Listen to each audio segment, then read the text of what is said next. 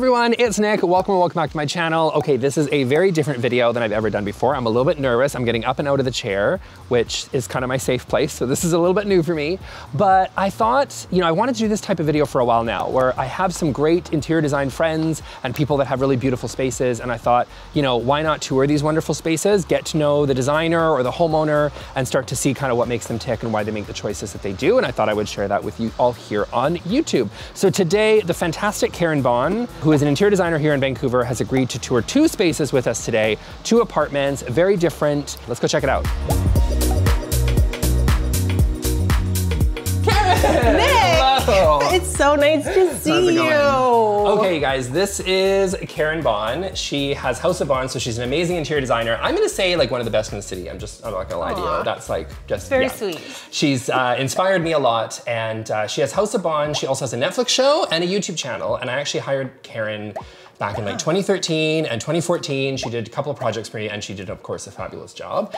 And we both ended up on YouTube, which is both ended up on YouTube. Kind of weird, because we never talked about it. But it's been 10 years since we've seen each other. Okay, so we are here at this show suite, and we've got 2 to see today, and Karin has agreed to give us a fantastic tour. So we're gonna see sort of what makes her tick, why she made the design decisions that she did. We check out kind of what her theories is on like different trends and things I that are know happening. your YouTube channel, so are you gonna comment on what you love and hate in here? That's okay. I'm sure I'll love everything because Karin makes good decisions, but we'll see. Okay, so walk us through this design and why what's the concept behind this suite? So let's give some context to you guys. So this project was put together by Hair Builders Group, a really fantastic client and very prominent builder. And what they're doing is building over 300 condos in this area. So what was fun about this project is we got to come in, design the presentation center. We have 2 model homes. So we're standing in a 1-bedroom right now. You guys will get to see a 2-bedroom as well. And what's really unique about this project is that we did one design 2 ways. I think we just jump off with the contemporary scheme. I mean, this 1-bedroom is a little bit more edgy. It's a little bit cooler. It caters to like a younger demographic. But should we start with the kitchen? Yeah, let's do it. Okay.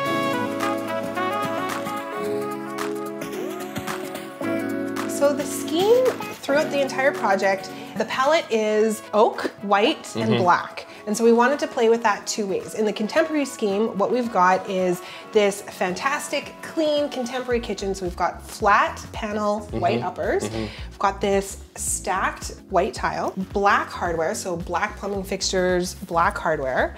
And then the lower cabinets are the oak scheme with a thin shaker profile. First of all, I love that you broke up the white to have something different on the bottom, because so often people just stick to the all-white kitchen, which is timeless. It is beautiful, but is like a pretty it can be a little bit boring. And a little bit boring, yes. And so I think just playing with these with a little bit of a different finish, I think is a good choice. So walk me through, so you went with the shaker, the slim shaker on the bottom, which I feel is a little bit trendy right now because it's got a little bit more detail, but it's not so super stuffy. Yeah. Is that fair? Yeah, and I think like the slim shaker is just a nice take on the traditional wide shaker. So in a condo project like this, when you're building over 300 of them, we're always trying to do something that will cater to a wide demographic of people. So we can't push the envelope too far.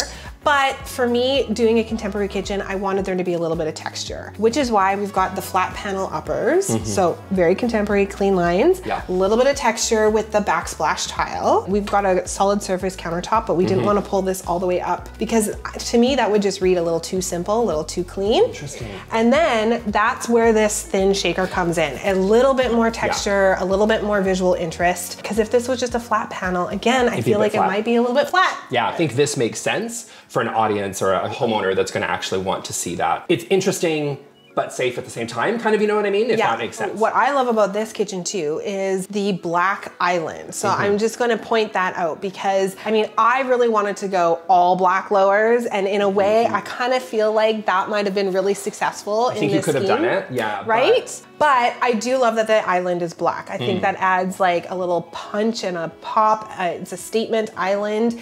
And then it ties in the black faucet and black hardware really nicely. Repetition of black throughout the kitchen. That's very cool. I'm also noticing putting the microwave in the island. Is this something that is happening? Like, that seems to be more and more. Well, I do it all the time. It's not ergonomic, but it's like nicer because like microwaves aren't that attractive. So like it feels like it's ergonomic wise not necessarily the greatest option, but visually it's fantastic. Okay, so I'll tell you where this came from. Okay. Let me tell you where this came from. Years ago, I did a beautiful, huge house. It was 9,000 square feet. And it was the first time I had put the microwave in the island. Yeah. That particular microwave was a drawer microwave. So you hit a button, which is, it slides out, and you can easily put your bowl of soup or your coffee or whatever into the microwave, and then it just slides back in. Ever since then, I was like, I'm obsessed with the microwave in the island. Like, why would you put it up here? It's such an eyesore, right? Yeah. So if you're doing if you have the option, and you're running electrical and all that into the island anyway now, so like, who cares? Okay, let's move out of the kitchen. Yeah, let's talk about the living room. Beautiful. Like I said, this scheme really was designed to cater to a younger demographic, maybe millennials, maybe first-time homeowners. Whenever I'm designing a project like this, I like to think of a muse. Yeah. And so in this case, our muse is Claire, a young hairdresser. She's tattooed, she's cool, she's got a cat, single, dating, and this is her living room. We've got this beautiful blue velvet sofa. This comes from Rove Concept. I love that it's low to the ground. I love the pop of color, and I love the texture of the velvet. Yeah. Playing into this whole black and white theme, I wanted to go big with photography, artwork. We've got some black millwork here, display millwork. Which I love because you kind of hide the television. Exactly. Which, like, this is a great way. And it sort of just blends disappears. into the millwork and you can't see it. Yeah, and that's huge. And then we've got this great black and white rug, and then this beautiful marble coffee table, which also feels a little bit like a statement coffee table in the living room. Gorgeous. Coffee table is from CF Interiors. Oh, interesting. A lot of the photography came from Diseño. Oh, okay. This is a great tip because I love buying artwork that's inexpensive, but then splurging on the frame, like doing a custom frame. That way you can get exactly what you want. When do you do like this beautiful pop of color? When is that done right? Like, do you know what I mean? Like, because so often I tell people what is a safer option is to like take that blue and carry it through in different ways. But you I was just gonna say, you know what I hate is when people do that. When people do that. You're like, got a little blue here, a little blue there. So you don't, so this is just a massive statement of a pop of color, and it works here. But like, how do you do that successfully? It works because it is its own, it's got its own texture, it's got its own color, and I'm not pulling that blue in anywhere else. Especially for styling and decorating, that is actually one of my big no-nos. I feel like that ends up being a little too matchy-matchy. And I would also say that the rest of the space and all the different other colors and materials and choices that you made is cohesive. So it kind of gave you the space to put that pop. Is that fair? That is fair. Because you do still have, it's a very monochromatic space in other ways. Exactly. And so it's still cohesive. And you need, I think, so the pop of color. Yeah. That's what I'm saying. We are both right. We are both right. Yeah. And I like that you did the Tom Ford book, Karin, because I've never seen that before. I've never. Never? This is the first? This is the first. This you is the first? are a trailblazer. Am I blowing your mind right now, Nick? That Tom Ford book is going to be everywhere. You watch. No, it's cool. I like it. It's neat. Okay, let's go check out the bedroom. One of my favorite things to do in a bedroom is a custom headboard, which is what we've got here. It's like a dark charcoal suede material in sort of this like tufted linear pattern. And then we've got a ledge for some artwork. I didn't want the bedroom to look too curated. That's why you've got different size art. It's just sort of like leaning on this ledge. It's not like hung and perfectly. Same thing with the side tables. I don't know if you noticed this, but the side tables are not the same. They're not the same. Yeah, it's asymmetrical. It's asymmetrical. So we've got a wood side table on one side. Which fits, I feel like, with the style that you've gone with, this contemporary space. Yeah. Now, question, because I know a lot of people are thinking, okay, custom headboard, super cool, but like I go to IKEA or I go to Wayfair or I go to maybe Article, and if I'm feeling fancy, I might go to Restoration Hardware. But like, how does one get a custom headboard? Like, where did you source this? Like, you can look up custom furniture manufacturers. So like, we will do custom beds, custom sofas. They'll do a headboard. Sometimes a millworker will do it. And what's really great is often you can just have a good inspiration photo and say, this is what I'm looking for, and they should be able to do it. Because I think like some people, like for me, I didn't grow up with a sense of like design was not, I don't want to throw my bum under the bus, even though I do. I throw my bum under the bus on my channel all the time.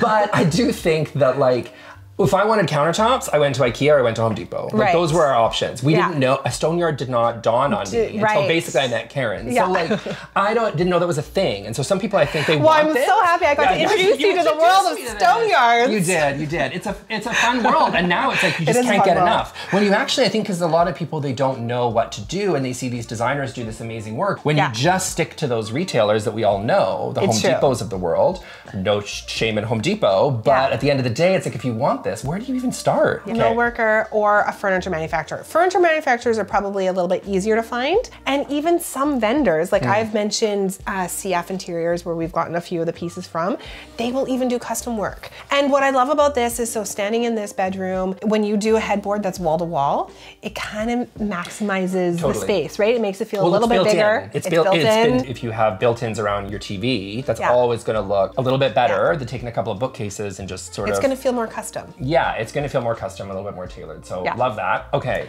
Shall we move on?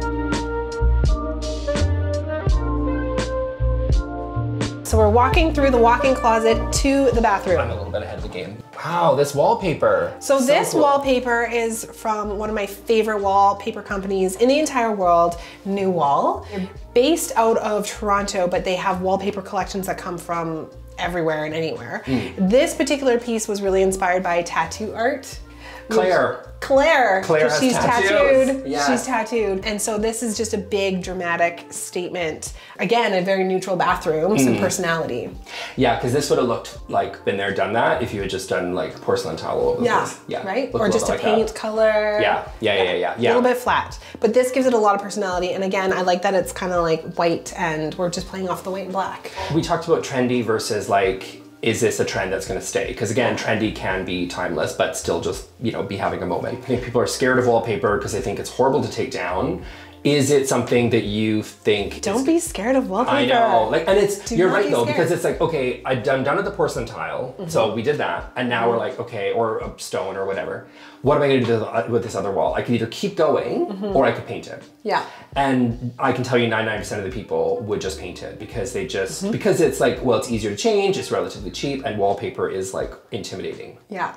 But you're saying don't be intimidated. Don't be intimidated. I mean, the great thing about a space like this is that it's not a huge space, right? It's not a huge bathroom. And so really you've got two walls-ish that you're applying wallpaper to. So don't be afraid that this is going to be something that's going to be super dated in 5 years. No, and if this was my place and if I could do whatever I wanted, I did have a client so I couldn't, but if I could, I would even layer this with a piece of art, which I think would just give it a little bit more. But the way that it is, I think is still really cool. Okay, so this is the one bedroom, this is Claire's place, and now we're gonna check out this another one, which is a little bit more traditional, but not stuffy. So, But not stuffy, that's right. Not don't do stuffy, but let's... It's a 2-bedroom. Okay, let's get going. Should we start with the bathroom? Where would you like to start? Well, let's start with the bathroom. We just did a bathroom, so let's keep going. Okay.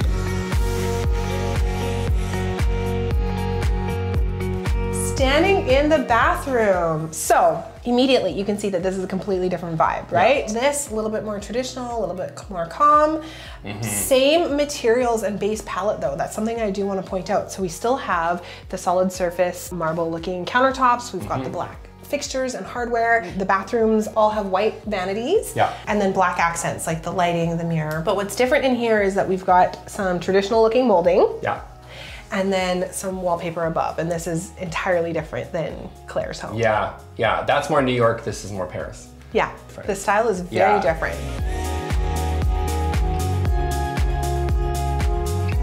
So if we walk into the dining room and kitchen area, you'll see just how different this actually is. Wow. See, I'm not a traditional guy. No, but you're not Claire either. No, I'm not Claire. I'm definitely not Claire. I think this would be probably where I would be. This is more, I think... Oh, but you're not saying that this is traditional. No. Okay. I'm saying this is a modern update, but it's a little bit more traditional than what we saw. Like already I see the shaker cabinets. We just pointed out the moldings. Yeah. But I think this is really more what I would choose. Gravitate towards? This is my, well, yeah, which is surprising because I'm more of a contemporary person, I would say, than I am a traditional person. But this is very comfy cozy. Well, let's start in the kitchen. Same base palette. So we've got the lower lower cabinets, which are oak.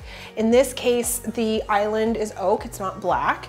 But something that you noticed right away is that we've got the traditional shaker profile. So this is not the thin shaker, it's the traditional shaker. Yep. And then up above, we still have white uppers.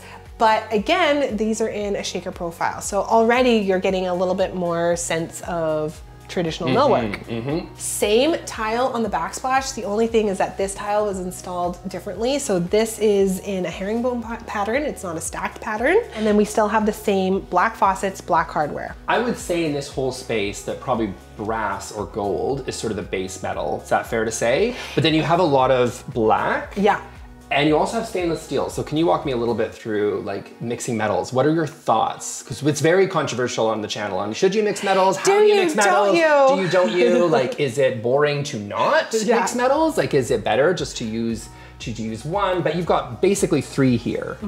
We're so used to seeing stainless steel appliances. I mean, that is like 99% of what is in the market. So I don't feel like that's an eyesore at all. Mixing it with the black, you've got the black and the stainless steel, that's easy. And then just layering in the gold. See, what we've done here is that the black, you'll notice, is not an accent in this home. No. It's only the hardware. So it's fixed elements, plumbing, hardware.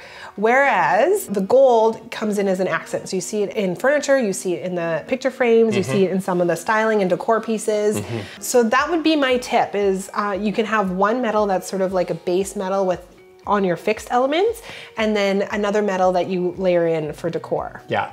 Same metal for the same function. Exactly. So if you have drawer pulls, yeah. keep doing that. If you had like black drawer pulls on the uppers and maybe brass on the bottom, it wouldn't have worked as successfully. Yeah. If you have like a black faucet here, but then over here you maybe have another sink or something like that, and you have brass, that might not, or a pot filler in a different color. I know, that would be weird. Or even when you're like pointing same to function, same metal. Exactly. Like when you're pointing to this and like imagine this in gold, I'd be like, well, I think that's just too much. Or chrome or something, that'd be a lot going on. Yeah, and I think you're right. Don't overthink it. Calm down. Metals are metal. They're not gonna go to style. I really think that's here to stay for a long time. I was gonna say, black fixtures, here to stay? Yeah, I think it's here to stay. I don't think it's going anywhere. Some people are nervous about putting in black fixtures, but I think, it's hard to say because no one has a crystal ball, but I would say black's probably here to stay. I think black is here to stay for a while, just like gold. Like I remember years ago, people were like, oh my God, gold, gold, gold. And here, it's still here. It's still here. It's still here. It's still around. So this is where we're layering in the gold. And just to touch on mixing metals, like you can see that the hardware on the drapery is black, but we've got gold accents here. I love this gallery wall though. This is a little bit more structured, a little bit more balanced. Love it. A little bit more planned. But you got kind of a little bit funky with the frames. Yes. Which I think is where the fun is. But the art itself is cohesive in a similar palette. Yes, very neutral. So that's a good tip is if you're doing a gallery wall, I like to have a gallery wall where the palette is very similar, but then you can have fun with the frames. Agree.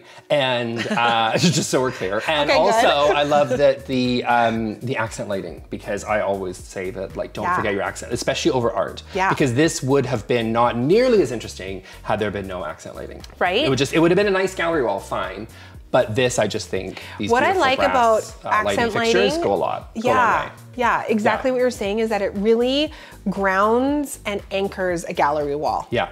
The lighting is just from Wayfair. Wow. Yeah. There you go, Wayfair. Wayfair. Oh, and I see we've got the caning here. Is this trendy, caning, or do we feel good about this long term? Because I feel good about it long term. I feel it is trending. It is trending. I mean, you see cane everywhere. And actually during COVID, they had like a shortage of cane. You couldn't get it because everybody wanted it. But it is trending. I think it's here to stay. I mean, this is like a very old material. You see this in chairs that were built in like 100%. The 1800s. Yeah. So, I mean, this is here to stay. It's not going anywhere. If it was beautiful hundreds of years ago, beautiful now, it'd be fine in a decade. So again, don't overthink it. Don't overthink it. So the chair and the table, these are actually both from CF Interiors, a local vendor here. Cool. And then I really love this chandelier. This is actually from Circa Lighting. I love the scale and the pop of gold. Actually, that's one of my favorite things is to have like really big oversized lighting.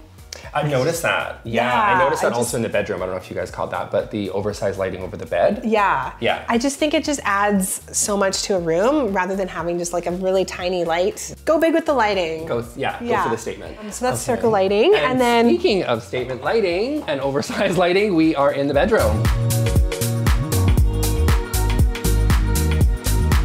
The bedroom, what we decided to do here is a little bit more of like a calm space. So very layered with neutral tones. You're seeing like the beautiful linen and the soft grays and the beige. This bed is from Pottery Barn. And then rather than doing wallpaper, we wanted to do something a little bit different. So this is applied millwork, just painted. Painted out. Super easy execution. Yeah, really easy. Cool. You can do it anywhere. I'm not a tufted headboard man myself. No? But Okay. It works here in this style. Yes. Yeah. That I think is, you know, that is true. Yeah. It works for this space. It works for this space, and it is intended to cater to maybe a little bit of an older demographic, a little bit more traditional. It's good design, even if it's not my design. Do you know what I mean? It's not my taste, but that's not the end of the be all end all. I mean, it kind of is, but. Well, it is here on this channel, It is here on this channel, I guess. Okay, bathroom.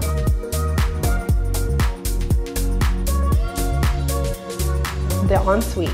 So again, you've got the master ensuite has the oak lowers, same profiles in the kitchen, the wide shaker, black plumbing fixtures, black hardware. The tile, this is the same porcelain marble tile that you saw over in Claire's room, but completely different because you've got a beautiful, rich, dark grass cloth layered with some art. So, I mean, this bathroom just feels a little bit more sophisticated, a little bit more... Agreed. Right? Less tattoos, more grass cloth. So what's really unique about these condos is that you've got this outdoor-indoor living situation. So the patios are actually, you can enclose them like this, which is very cool. You can open them right up. So you almost get this extra space, like an extra living room space. And that's how this was decorated and styled, is you've got a nice, beautiful outdoor rug, big coffee table, huge sectional. This sectional we actually did custom. I mean, I love doing custom sofas in a space because you can tailor the sofa to fit the space exactly. Which is so important. So important. Yeah, it starts with the space planning. If you don't have good space plan, then it doesn't matter how cohesive the materials and all the material choices that you made or whatever, all these little details just don't matter if people can't, you know, move in the space properly. Okay, and then we've got one more bedroom. One more bedroom. Oh my gosh, oh my gosh, oh my gosh. Yeah, keep that in there, please. Of course.